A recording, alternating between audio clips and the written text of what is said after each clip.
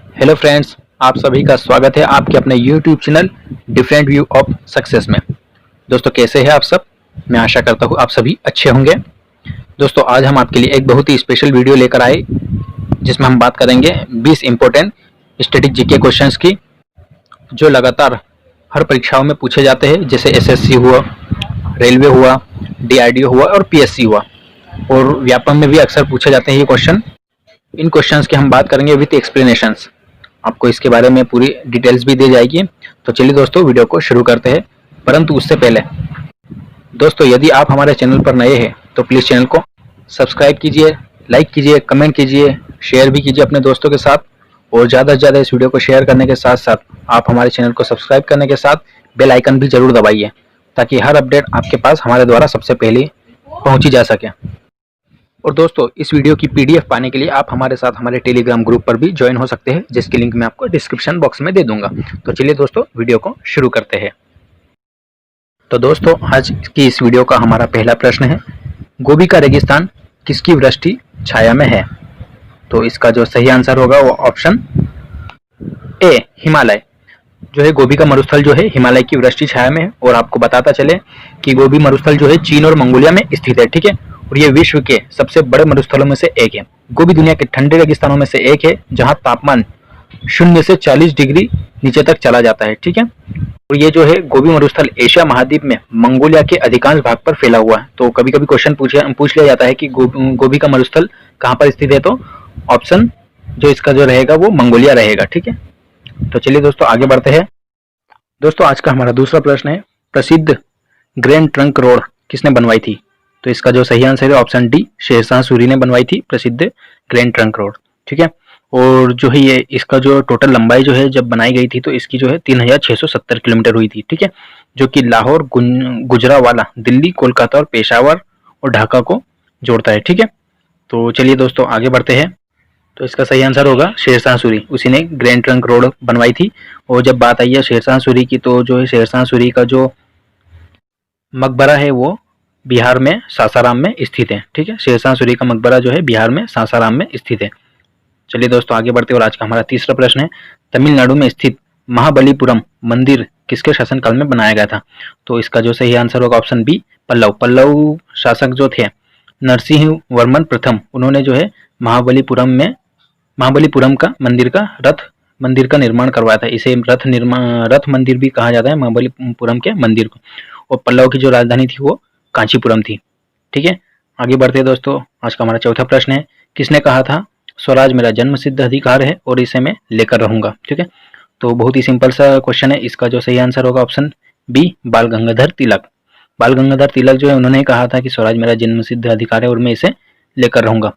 और बाल गंगाधर तिलक और एनी बेसेंट ने मिलकर के होम रूल लीग की स्थापना की थी 1916 में। चलिए दोस्तों आगे बढ़ते हैं। और आज का हमारा पांचवा प्रश्न है, भारतीय राष्ट्रीय कांग्रेस का पहला अधिवेशन कहाँ हुआ था? तो जो है इसका सही आंसर होगा ऑप्शन ए बंबई में जो है भारतीय राष्ट्रीय कांग्रेस का पहला अधिवेशन हुआ था। और यहीं पर बंबई में ही एओ ह्यूम द्वारा भारतीय राष्ट्रीय कांग्रेस की जो है स्थापना की गई थी। और जो बंबई में जो पहला अधिवेशन हुआ था उसकी जो अध्यक्षता किसने की थी? वीसी बनर्जी, मतलब कि व्योमेश चंद्र बनर्जी ने। और जब बात आई है भारतीय राष्ट्रीय कांग्रेस के अधिवेशन की, तो दोस्तों याद रखिएगा जब इसकी स्थापना की गई थी उस समय जो है उस समय भारत के जो है गवर्नर जनरल लॉर्ड डफरिन थे, ठीक है। और जो राष्ट्रीय कांग्रेस के जो अधिवेशन हुए थे उसकी एक ट्रिक भी है जो हम आपको जल्दी ही प्रोवाइड करेंगे। तो हमारे साथ बने रहिए, चैनल को प्लीज सब्सक्राइब कीजिएगा और बेल आइकन जरूर दबाइएगा। चलिए दोस्तों आगे बढ़ते हैं। और आज का हमारा छठवां प्रश्न है, खेतड़ी किस लिए प्रसिद्ध है? तो बहुत ही सिंपल सा क्वेश्चन है। इसका जो सही आंसर होगा ऑप्शन डी ताम्र, मतलब जो तांबा होता है कॉपर, उसी के लिए खेतड़ी प्रसिद्ध है, जो कि राजस्थान में स्थित है। और इसे हिंदुस्तान कॉपर लिमिटेड द्वारा चलाया जाता है, ठीक है। आगे बढ़ते हुए दोस्तों। और आज का हमारा सातवां प्रश्न है, सोमेश्वर अभ्यारण्य कहाँ पर अवस्थित है? तो इसका जो सही आंसर होगा ऑप्शन सी कर्नाटक। सोमेश्वर अभ्यारण्य जो है कर्नाटक में स्थित है। और ये जो है सोमेश्वर जो नाम रखा गया है वो अभ्यारण्य के अंदर ये एक मंदिर है, सोमेश्वर भगवान को समर्पित है, जो कि उसी के नाम पर इसका अभ्यारण्य का नाम रखा गया है। चलिए दोस्तों आगे बढ़ते हैं। और ध्यान रखिएगा दोस्तों, जब बात आई है कर्नाटक की, तो कर्नाटक की जो राजधानी है वो बेंगलोर है। कर्नाटक के जो चीफ मिनिस्टर है वो BS येदियुरप्पा है और इसके जो गवर्नर है मतलब राज्यपाल है वो वजूभाई वाला है। तो जो है इसके चीफ मिनिस्टर येदियुरप्पा है और जो है गवर्नर कौन है, वजूभाई वाला। ठीक है, चलिए दोस्तों आगे बढ़ते हैं और आज का हमारा अगला प्रश्न। दोस्तों आज का हमारा 8वां प्रश्न है, धन विधेयक कहाँ पर प्रस्तुत किया जाता है? तो इसका जो सही आंसर होगा ऑप्शन ए, केवल लोकसभा में ही धन विधेयक को प्रस्तुत किया जाता है राष्ट्रपति की सलाह के बाद।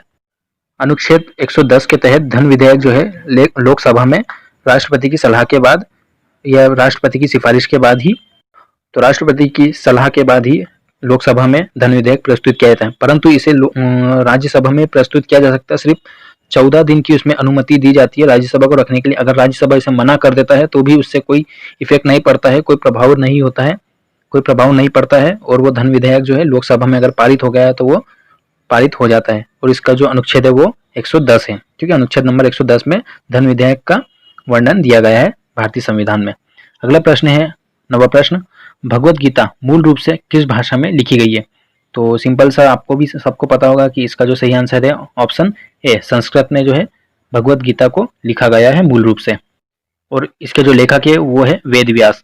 ठीक है, तो दोस्तों याद रखिएगा कि वेद व्यास, व्यास से आप इसको लॉजिक लगा सकते हो, व्यास मतलब बड़ा होता है। ठीक है, व्यास मतलब जैसे किसी का क्षेत्र होना या व्यास होना बड़ा होता है, और भगवत गीता भी एक बड़ी किताब है, इसलिए हम कह सकते हैं कि वेद व्यास ने इसको लिखा था। आज का हमारा 10वां प्रश्न है, भारतीय नेपोलियन की संज्ञा किसे दी जाती है? तो इसका जो सही आंसर होगा वो ऑप्शन सी, समुद्रगुप्त जो है समुद्रगुप्त को भारतीय नेपोलियन की संज्ञा दी जाती है। समुद्रगुप्त जो है गुप्त राजवंश के चौथे शासक थे। ठीक है, और उनका जो शासनकाल था भारत के लिए स्वर्ण युग की शुरुआत कही जाती है।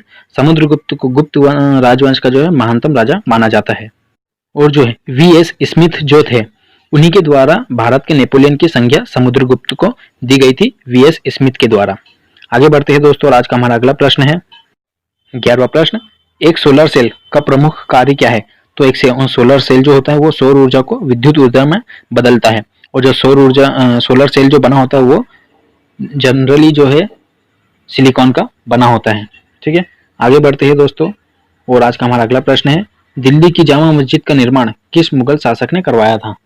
तो मुझे लगता है आप सभी को इसका जवाब पता होगा, तो प्लीज आप हमें कमेंट बॉक्स में लिखकर बताइएगा कि जो दिल्ली की जामा मस्जिद है उसका निर्माण किस मुगल शासक ने करवाया था। और आपको याद होगा कि मैंने अभी कुछ दिन पहले ही एक ट्रिक बताई थी, एक वीडियो में ट्रिक बताई थी, उसमें दिल्ली की जामा मस्जिद का वर्णन भी हमने किया था या फिर उस बारे में भी हमने पढ़ा था। तो अगर आपने वो वीडियो भी नहीं देखी तो मैं उसकी लिंक आपको डिस्क्रिप्शन बॉक्स में दे दूंगा, और इसका आंसर प्लीज हमें कमेंट करके बताइएगा दोस्तों। चलिए दोस्तों आगे बढ़ते हैं, और आज का हमारा 13वां प्रश्न है, भारत की सबसे बड़ी झील कौन सी है? 13वां प्रश्न है, भारत की सबसे बड़ी झील कौन सी है? तो इसका जो सही आंसर होगा ऑप्शन डी, चिल्का झील। चिल्का झील जो है उड़ीसा में स्थित है, जिसकी लंबाई जो है 70 किलोमीटर है और जो चौड़ाई है वो 30 किलोमीटर लगभग है। ठीक है, और इसकी जो अधिकतम गहराई है वो कितनी है? 4.2 मीटर। हम बोल सकते हैं कि 4.2 मीटर मतलब 13.8 फीट है। ठीक है, इसलिए ये भारत की सबसे बड़ी झील मानी जाती है। और ध्यान रखिएगा दोस्तों, चिल्का झील जो है भारत की सबसे बड़ी झील होने के साथ साथ विश्व की दूसरी सबसे बड़ी समुद्री झील है।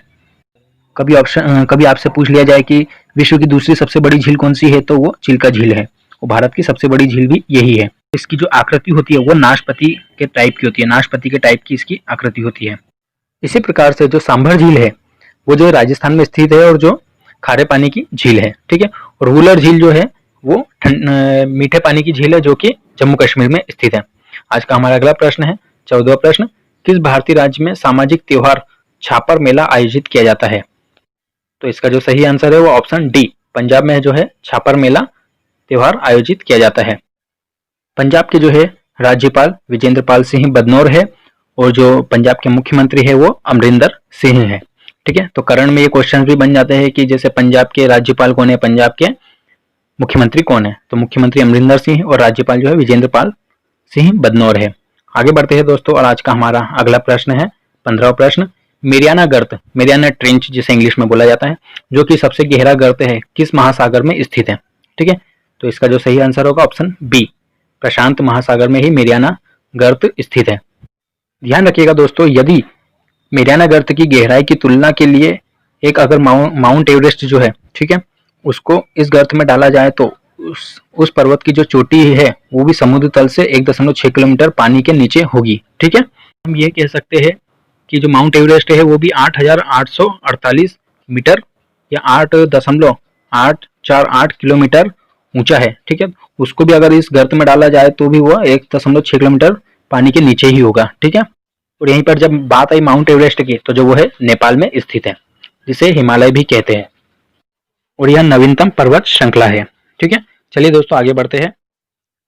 16 प्रश्न है, जेलेपला दर्रा भारत के किस राज्य में स्थित है? तो इसका जो सही आंसर है ऑप्शन डी, सिक्किम में। ठीक है, जेलेपला दर्रा जो है भारत के सिक्किम राज्य में स्थित है। अब दोस्तों इसे हम कैसे, एक प्रकार से एक ट्रिक है उसको भी याद रख सकते हैं। जैसे यदि आप किसी जनरल स्टोर पर जाओगे तो आप मान के चलो आपने जेल लेने गए। ठीक है, तो जेल लेने जाओगे तो आपके पास पैसे होंगे, तो पैसे कैसे होंगे कि या तो नोट होंगे या फिर सिक्के होंगे। ठीक है, तो बस याद रखिएगा कि जेल लेने गए थे तो हमारे पास सिक्के थे। ठीक है, तो बस याद रखिएगा कि जेलेपला दर्रा जो है सिक्किम में स्थित है। ध्यान रखिएगा दोस्तों, उसकी जेलेपला दर्रा जो है भारत के सिक्किम राज्य को दक्षिण तिब्बत में चुंबी घाटी को जोड़ता है। ठीक है, सिक्किम राज्य को किससे जोड़ता है? तो दक्षिण तिब्बत में चुंबी घाटी को जोड़ता है। ठीक है, और अंतरराष्ट्रीय सीमा की भारतीय तरफ जो है इस दर्रे के चरणों में प्रसिद्ध मेन मेचो झील स्थित है। कौन सी झील? मेन मेचो झील। चलिए दोस्तों आगे बढ़ते हैं, और आज का हमारा अगला प्रश्न है 17वां प्रश्न है, लखनऊ किस नदी के किनारे स्थित है? तो लखनऊ जो है ऑप्शन ए, गोमती नदी के किनारे स्थित है। और जब बात है ये लखनऊ की, तो लखनऊ जो है इसे बड़ा इमाम बाड़ा जो है लखनऊ में स्थित है, और इसे लखनऊ को जो है आरआरबी जेईई में पूछा गया क्वेश्चन है कि नवाबों का शहर किसे कहा जाता है? तो लखनऊ को नवाबों का शहर कहा जाता है। अब ध्यान रखिए, जो लखनऊ है वो जो है उत्तर प्रदेश की राजधानी है, और उत्तर प्रदेश के जो चीफ मिनिस्टर है, मुख्यमंत्री है, वो योगी आदित्यनाथ योगी है, और वहाँ के राज्यपाल का नाम है आनंदीबेन पटेल। ठीक है, आगे बढ़ते दोस्तों, आज का हमारा अगला प्रश्न है 18वां प्रश्न, मांडी भारत के किस राज्य का लोक नृत्य है? तो याद रखिएगा ऑप्शन सी, गोवा जो है वहीं का जो लोक नृत्य मांडी है। तो मांडी भारत के गोवा राज्य का लोक नृत्य है। ठीक है, तो गोवा की जो राजधानी है वो पणजी है, और गोवा जो है वो 1961 में पुर्तगालियों से भारत ने आजाद करवाया था। और ये भी याद रखिएगा कि जो गोवा की राजधानी पणजी है तो वहाँ के जो राज्यपाल और चीफ मिनिस्टर्स हैं, राज्यपाल सत्यपाल मलिक है, और गोवा के जो मुख्यमंत्री है वो प्रमोद सावंत है, जो कि मनोहर पर्रिकर के निधन के बाद वहां पर स्थापित किए गए थे। गोवा जो है मांडोवी नदी के किनारे है। याद रखिएगा गोवा जो है मांडोवी नदी के किनारे, उसी से ध्यान रखिएगा कि मांडी लोक नृत्य जो है गोवा में मनाया जाता है। आगे बढ़ते हैं दोस्तों, और आज का हमारा अगला प्रश्न है 19वां प्रश्न, स्वर्ण मंदिर का शहर किसे माना जाता है? तो स्वर्ण मंदिर का शहर जो है ऑप्शन ए, अमृतसर को कहा जाता है। ठीक है, अमृतसर की जो स्थापना की थी वो सिखों के चौथे गुरु गुरु रामदास ने की थी, और जो स्वर्ण मंदिर का जो कंप्लीट निर्माता थे। ठीक है, तो स्वर्ण मंदिर का जो निर्माण करवाया था वो सिखों के पांचवें गुरु गुरु अर्जुन देव सिंह ने करवाया था। आगे बढ़ते हैं दोस्तों, और आज का हमारा अगला और आखिरी प्रश्न है 20वां प्रश्न, भारत का सोया प्रदेश किसे माना जाता है? तो बहुत ही सिंपल प्रश्न है, भारत का जो सोया प्रदेश मध्य प्रदेश को, ऑप्शन बी, मध्य प्रदेश को माना जाता है, क्योंकि यहाँ पर सोयाबीन की खेती बहुत ज्यादा होती है, इसलिए भारत का सोया प्रदेश मध्य प्रदेश को माना जाता है। अब ध्यान रखिए दोस्तों कि मध्य प्रदेश के जो चीफ मिनिस्टर्स हैं वो मुख्यमंत्री शिवराज सिंह चौहान है, जिसे निकनेम मामा दिया गया है। और अभी आरआरबी जेईई में 2018 में पूछा गया क्वेश्चन है 2019 में कि मामा के नाम से किस मुख्यमंत्री को जाना जाता है? तो शिवराज सिंह चौहान जी को ही मामा के नाम से माना जाता है। और अब यहाँ पर मध्य प्रदेश में जो है यहाँ के राज्यपाल थे लालजी टंडन, जिनका हाल ही में निधन हो गया है।